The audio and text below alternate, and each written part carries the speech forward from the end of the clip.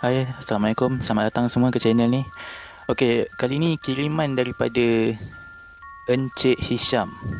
Tajuk dia bunyi riuh macam ada pasar dalam kebun getah. Hati-hati kalau korang lalu ke jalan Bahau Palong, Negeri Sembilan. Panjang tajuk dia ni. Encik Hisham masih ingat lagi kejadian yang menimpa beberapa tahun lalu. Ketika itu dia memiliki motosikal ke rumah ibunya di Gemas, Negeri Sembilan. Lebih kurang pukul 10 malam, Hisham kemudian bergerak pulang ke rumah yang terletak di Felda Palong 2. Perjalanan dari rumah ibunya untuk sampai ke rumahnya mengambil masa tidak sampai 40 minit. Pada waktu itu, tak banyak kereta pun dekat jalan. Laluan juga agak sunyi.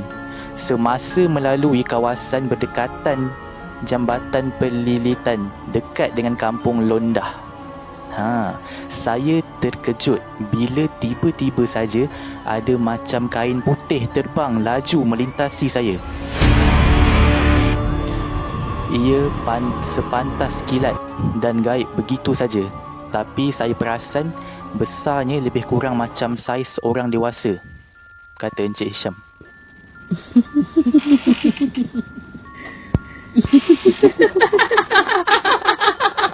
Walaupun sudah mula ketakutan, Encik Hisham teruskan juga.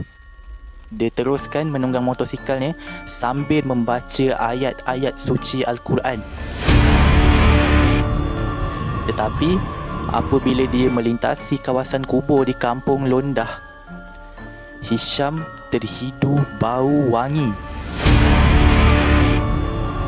Disebabkan berasa aneh dengan bau wangi itu yang muncul entah dari mana, Hisham menoleh ke belakang ke bahagian kirinya.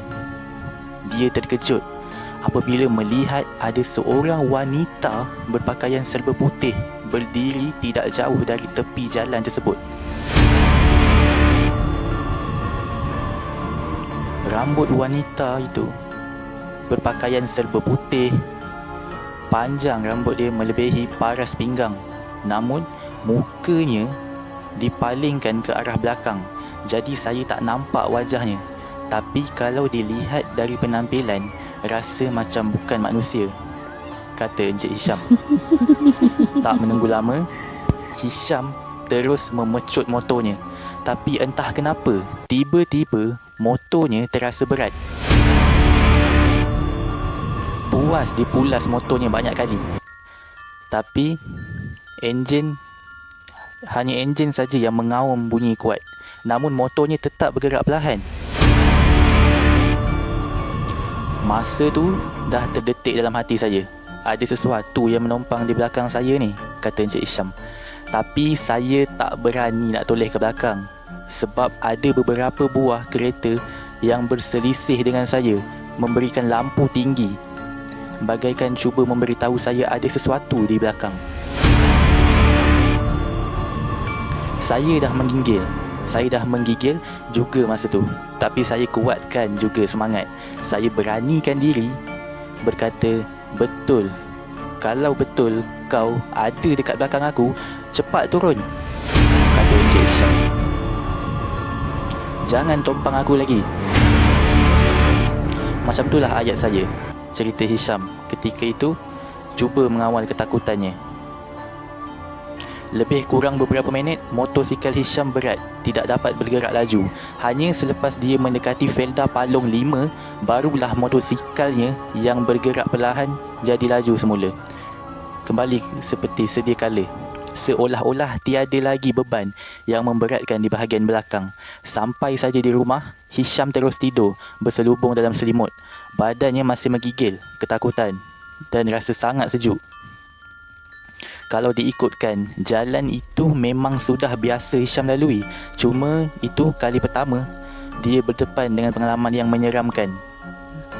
Sebelum ini pun memang sering kedengaran kisah-kisah misteri di situ. Sudah ramai yang terserempak dengan kelibat wanita misteri berjalan kaki seorang diri pada lewat malam. Apabila ditoleh, wanita itu gaib tiba-tiba. Ada juga yang menceritakan semasa lalu di situ waktu malam, mereka nampak ada seperti pasar dengan bunyi riuh rendah di dalam kawasan ladang getah. Tapi apabila ditoleh semula, suasana pasar itu lenyap dan keadaan kembali gelap gelita. Dikatakan kawasan itu zaman dahulu merupakan kubu tentera Jepun. Malah banyak senjata lama pernah ditemui sewaktu kawasan itu diterokai. Berhati-hati bila lalu di situ waktu malam. Macam yang saya selalu di situ, bila terkena pun naik takut juga, ada benda yang menumpang. Nasib baik tak jadi apa-apa, tapi demam 2 hari jugalah saya. Lepas kejadian itu, saya sebolehnya elakkan lalu di situ waktu lewat malam, pesan Hisham. Dalam pada itu, keadaan jalan raya yang menjadi laluan ke Kuantan Pahang itu agak sempit dan tidak rata. Ia menjadi bertambah sukar apabila lori yang membawa muatan berat bergerak perlahan menyebabkan kenderaan lain berlumba-lumba untuk memotong, yang seterusnya terdedah kepada kemalangan. Selain itu, haiwan peliharaan seperti lembu dan binatang liar juga sering melintasi jalan pada waktu malam di laluan berkenaan. Apa-apa pun sebagai manusia, terutamanya orang Islam yang beriman kepada Allah Subhanahu Wa Taala, kita jangan mudah takut atau terpedaya dengan permainan jin dan syaitan ini yang kerjanya mahu menyesatkan manusia seperti kita ni. Kita ni khalifah di muka bumi, kita ketua dekat muka bumi, kenapa kita nak takut dengan jin? Sebagai orang Islam, banyak amalan yang diajar di dalam Al-Quran untuk mengelakkan gangguan makhluk jahat ini. Berdoa dan memohon perlindungan daripada Allah Subhanahu Wa Taala daripada syaitan yang direjam adalah sebaik-baik amalan sebelum memulakan sesuatu perjalanan. Bagaimanapun, kita juga amat disarankan agar sentiasa berhati-hati ketika memandu supaya tidak ada kejadian yang tidak diingini berlaku. Ingat orang yang tersayang. Amboi, macam iklan jalan raya pula.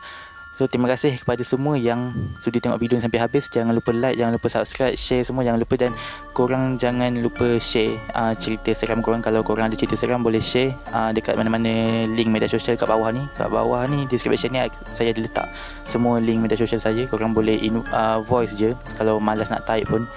So, saya janji semua cerita seram korang saya akan masukkan dalam YouTube channel ni. So, tak ada satu cerita seram pun yang saya tak layan. Semua saya layan. Semua saya akan masukkan dalam YouTube channel saya ni.